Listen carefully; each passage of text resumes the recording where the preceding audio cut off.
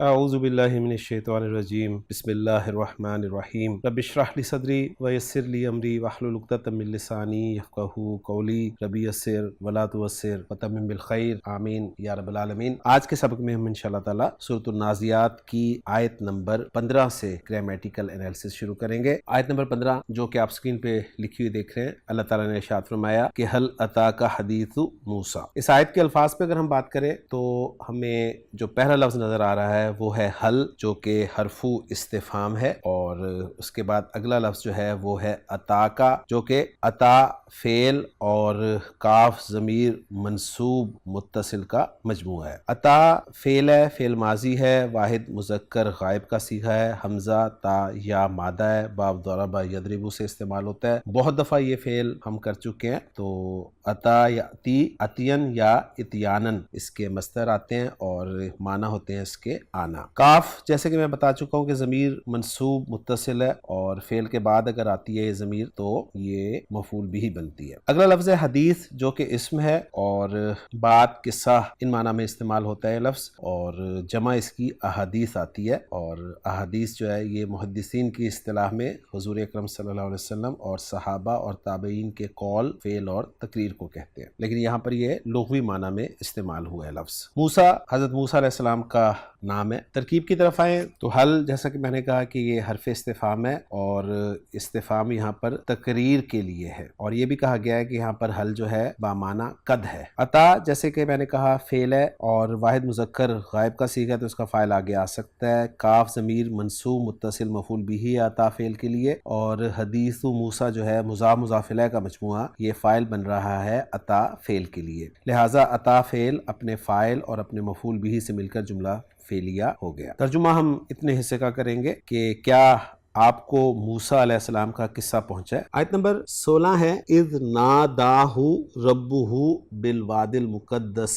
طویٰ۔ اس کے الفاظ پہ بات کریں تو اذ یہاں پر اسم ہے، ظرف ہے، اور عموماً زمانہ ماضی کے لیے یہ ظرف بنتا ہے، اور کبھی مفعول بھی بنتا ہے، اور اذ کا لفظ جو ہے یہ کبھی مفاجات کے لیے بھی آتا ہے، یعنی مفاجات کسے کہتے ہیں، یعنی کسی کام کے اچانک پیش آنے پر دلالت کرتا ہے۔ یہاں پر اذ کیا بن رہا ہے، اس پہ انشاءاللہ تعالی ہم ترکیب میں بات کریں گے۔ اگلا لفظ ہے نادا۔ نادا جو ہے نون دال اور یا مادے سے باب مفعلہ کا واحد مذکر غائب کا صیغہ ہے۔ نارمل نادا یا ینادی یو، تبدیلی کے بعد نادا ینادی مناداتن یا نداءن، اس کے معنی ہوتے ہیں آواز دینا۔ نادا کے ساتھ جو ضمیر آپ دیکھ رہے ہیں ہا کی ضمیر، یہ ضمیر منصوب متصل ہے، اور ظاہر بات ہے یہ مفعول بھی بنے گی۔ اس کے بعد اگلا لفظ جو ہے وہ رب ہے، جو کہ بغیر تنوین کے، الف لام کے بغیر ہے، لہٰذا مضاف بنے گا، اور ہا ضمیر جو آپ اس کے ساتھ دیکھ رہے ہیں یہ مضاف الیہ کی ضمیر ہے، لہٰذا محلاً مجرور اس کو ہم قرار دیں گے۔ بعد حرف جر ہے۔ اس کے بعد اگلا لفظ ہے الواد، جو کہ اصل میں الوادی تھا، یہ مصحف کے رسم الخط کے اعتبار سے بغیر یا کے لکھا ہوا ہے، ورنہ اس میں منقوص پر جب الف لام داخل ہوتا ہے تو یا جو ہے وہ لکھی جاتی ہے، یعنی واپس آ جاتی ہے، یہ قاعدہ ہم پہلے پڑھ چکے ہیں۔ اس کے بعد اگلا لفظ ہے المقدس۔ المقدس جو ہے یہ باب تفعیل سے اسم مفعول کا صیغہ ہے، قاف دال سین مادہ قدس یقدس تقدیسن، جس کے معنی پاک و صاف بنانا کے ہوتے ہیں۔ اس کے بعد اگلا لفظ ہے توون، اور توون جو ہے یہ اسی وادی مقدس کا نام ہے، اور اس کو وادی ایمن بھی کہتے ہیں۔ توون کے بارے میں پڑھ رہا تھا کہ توون کو طا کے پیش کے ساتھ اور طا کے زیر کے ساتھ بھی پڑھا جاتا ہے، تنوین کے ساتھ بھی پڑھا جاتا ہے، اور بلا تنوین بھی پڑھا جاتا ہے، گویا یہ ہر طرح سے پڑھا جاتا ہے۔ نیز منصرف اور غیر منصرف دونوں طرح اس کو ٹریٹ کیا جاتا ہے۔ منصرف اس لیے کہ وہ وادی اور مکان کا اسم ہے اور نکرہ ہے، اور غیر منصرف اس وجہ سے کہ وہ مؤنث کا علم ہے، یعنی بتاویل بقعہ اور معرفہ ہے، لہٰذا علمیت اور تانیث کی بنا پر غیر منصرف ہوگا، اور اب اس پر تنوین نہیں آئے گی۔ تو یہ توون لفظ کے حوالے سے یا توا لفظ کے حوالے سے کچھ ڈیٹیل تھی جو میں نے آپ کے ساتھ شیئر کر دی ہے۔ آیت کے الفاظ پہ بات ہو چکی ہے تفصیل سے، تو اب ہم ترکیب کی طرف آتے ہیں۔ اس یہاں پر ظرف ہے، بامعنی وقت کے استعمال ہوا ہے، اور مضاف بن رہا ہے۔ مضاف الیہ ناداہ ربہ بالواد المقدس طویٰ جملہ بنے گا، اور اس جملے کو اگر ہم انالائز کریں تو نادا فعل ہے، ہا مفعول بھی ہے، ربہ مضاف مضاف الیہ ہو کر یہ فاعل ہے نادا فعل کے لیے، اور بالواد المقدسی طوا جو ہے اس میں با حرف جر ہے جس کا مجرور الوادی ہے، اور الوادی موصوف ہے جس کی صفت مقدس آ رہی ہے، موصوف اپنی صفت سے مل کر مجرور ہوا حرف جر با کے لیے، اور جار اپنے مجرور سے مل کر متعلق ہو گیا نادا فعل کے لیے، اور یہاں پر با جو ہے وہ فی کے معنی میں ہے یعنی فی الواد المقدسی، اور طوا جو ہے یہ بدل ہے الواد المقدسی سے، اور پھر یہ پورا جملہ جو ہے ناداہ ربہ بالواد المقدسی طوا یہ محلا مجرور مضاف الیہ ہو جائے گا اس ظرف کے لیے، اور اس ظرف اپنے مضاف الیہ سے مل کر یہ ایک محذوف فعل اذکر کے لیے مفعول بھی ہو جائے گا، اور پھر اذکر ایک محذوف فعل اپنے فاعل اور مفعول بھی سے مل کر جملہ فعلیہ ہو جائے گا، اور ترجمہ کریں گے ہم جب ان کو ان کے رب نے ایک پاک میدان یعنی طوا میں پکارا۔ اس کے بعد اگلی آیت جو کہ آیت نمبر 17 ہے وہ ہے اذهب الى فرعون انه طغى۔ اس کے الفاظ میں ہم بات کریں تو اس میں پہلا لفظ ہے اذهب، اور یہ اذهب اتنا مشہور لفظ ہے کہ ہم اپنے گرامر کے کورس میں جب بھی فعل امر بنواتے ہیں، فعل امر سکھاتے ہیں، اس وقت پہلا فعل امر جو سکھایا جاتا ہے وہ اذهب ہی ہوتا ہے، اور قرآن مجید کی یہی آیت جو ہے ریفرنس کے طور پہ پیش کی جاتی ہے۔ زال ہا با مادے سے باب فتح یفتح، ذہب یذہب ذہابن یا مذہبن جانا کے معنی میں استعمال ہوتا ہے، اور واحد مذکر کا یہ صیغہ ہے، انتا ضمیر مرفوع متصل اس کا فاعل ہو جائے گا۔ الہ حرف جر ہے، اور فرعون جو ہے یہ مجرور اسم ہے، الہ کی وجہ سے مجرور ہے، لیکن چونکہ غیر منصرف ہے اس لیے اس کی مجرور فارم جو ہے وہ بھی زبر کے ساتھ آپ کو نظر آ رہی ہے۔ آگے انا ہے جو کہ حرف از حروف مشبہ بالفعل ہے، ہا ضمیر منصوب متصل انا کا اسم ہے، اور طغا جو ہے یہ فعل ہے، طا غین اور یا اس کا مادہ ہے، با فتح یفتح سے استعمال ہوتا ہے، طغیا یطغیو تبدیلی کے بعد طغا یطغا، طغین یا طغیانن جس کے معنی سرکشی کرنا، حد سے بڑھ جانا۔ اس فعل کے بارے میں یہ لکھا ہوا تھا کہ قرآن شریف میں یہ صیغہ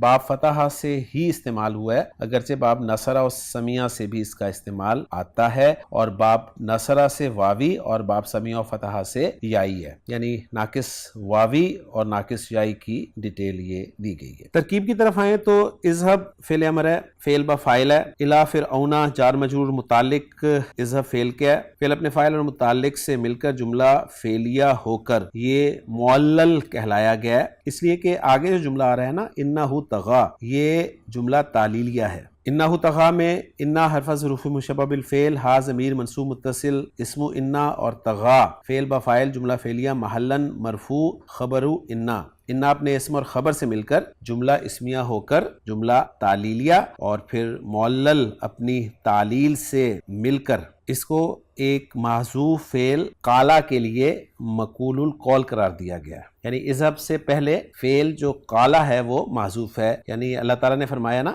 وقالا اذهب الى فرعون انه طغى، ترجمہ کریں گے ہم اس کا، تم فرعون کے پاس جاؤ اس لیے کہ اس نے بڑی شرارت اختیار کی ہے، وہ سرکش ہو گیا ہے۔ اگلی آیت آیت نمبر 18 ہے جو کہ ہے فَقُلْ هَلْ لَكَ إِلَىٰ أَن تَزَكَّىٰ۔ اس کے الفاظ میں بات کریں تو فا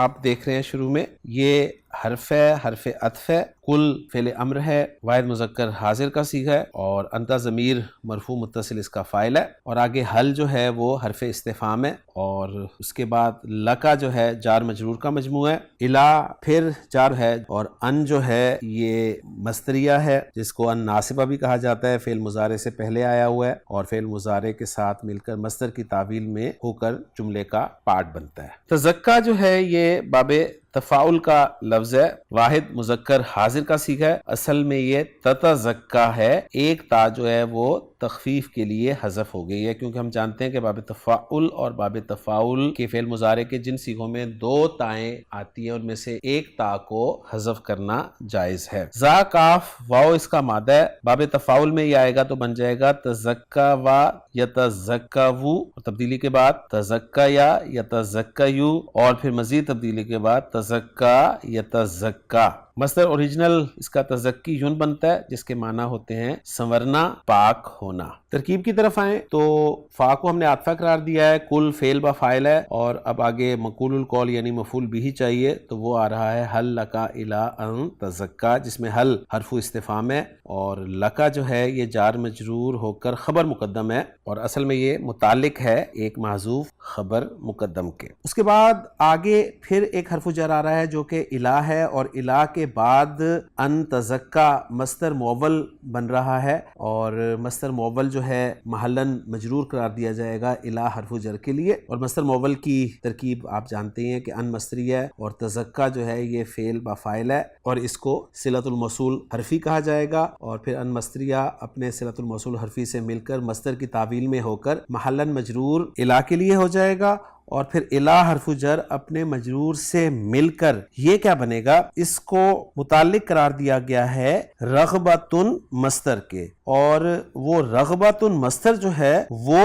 مبتدا مؤخر قرار دیا گیا ہے. یعنی پورا جملہ کچھ یوں بن رہا ہے کہ فَقُلْ هَلْ لَكَ رَغْبَةٌ إِلَىٰ أَن تَزَكَّىٰ, اور پھر وہ جو مبتدا محذوف ہے رغبتن مصدر, وہ اپنی خبر مقدم سے مل کر جملہ فعلیہ ہو کر محلاً منصوب مقول القول بن رہا ہے, مفعول بھی بن رہا ہے کل فعل کے لیے, اور کل فعل اپنے فاعل اور مفعول بھی سے مل کر جملہ فعلیہ ہو رہا ہے. اور ترجمہ کریں گے ہم اس حصے کا, اور اسے کہو کیا تجھ کو رغبت ہے, خواہش ہے اس بات کی کہ تو درست ہو جائے. آیت نمبر 19 وہ مضمون کے ساتھ میچ کر رہی ہے کہ وَأَهْدِيَكَ إِلَىٰ رَبِّكَ فَتَخْشَىٰ. اس کے الفاظ میں بات کریں تو واو عاطفہ ہوگا, أَهْدِيَكَ جس میں أَهْدِيَ فعل ہے, فعل مضارع ہے, اور فعل مضارع خفیف استعمال ہوا ہے, اور واو عاطفہ کی وجہ سے اس کا عطف جو ہے وہ تزکا پر ہی ہو رہا ہے. اور یہ بات آپ کے اچھی طرح ذہن میں ہونی چاہیے کہ جو پچھلی آیت میں تزکا تھا وہ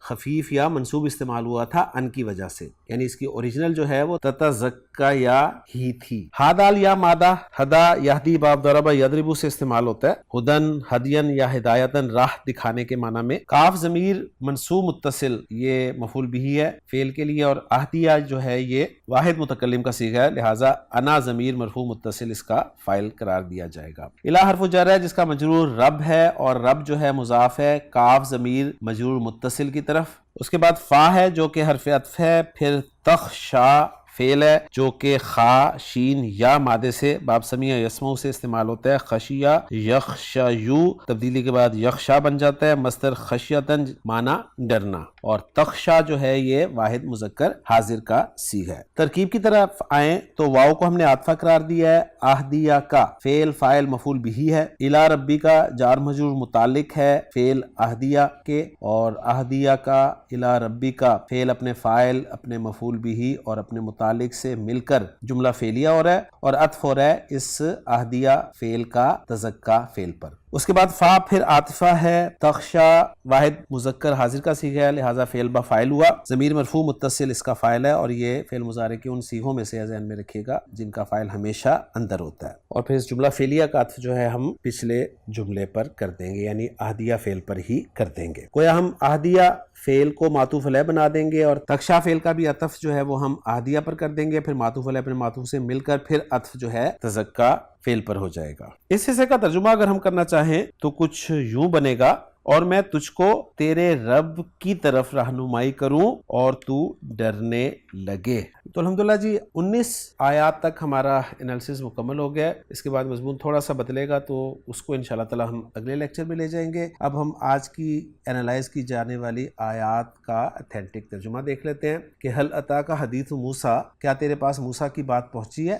اذ ناداہ ربہ بالوادی المقدس طویٰ, جب اس کے رب نے اسے مقدس وادی طویٰ میں پکارا. اذهب الی فرعون انہ طغیٰ, فرعون کے پاس جا یقیناً وہ حد سے بڑھ گیا ہے. فقل هل لک الی ان تزکیٰ, پس کہہ کیا تجھے اس بات کی کوئی رغبت ہے. اب یہاں پر دیکھیں ترجمے میں بھی یہ آ گیا ہے کہ کوئی رغبت ہے, یعنی رغبتن جو مصدر ہم نے معذوف مانا ہے نا اسی کے متعلق قرار دیا گیا ہے الی ان تزکیٰ کو. یعنی یہ جملہ ہمارے سامنے پہلی دفعہ آیا ہے جس میں مبتدا خبر دونوں ہی معذوف ہیں. واپس ترجمے کی طرف آئیں, پس کہہ کیا تجھے اس بات کی کوئی رغبت ہے کہ تو پاک ہو جائے. وَأَهْدِيَكَ إِلَىٰ رَبِّكَ فَتَخْشَىٰ, اور میں تیرے رب کی طرف تیری رہنمائی کروں بس تو ڈر جائے۔ اب اس کے بعد فرعون نے کیا کیا، اس پہ انشاءاللہ تعالی اگلے لیکچر میں اگلی آیات کے حوالے سے بات کریں گے۔ سبحانک اللہم و بحمدک، اشہد ان لا الہ الا انت، استغفرک و اتوب الیک۔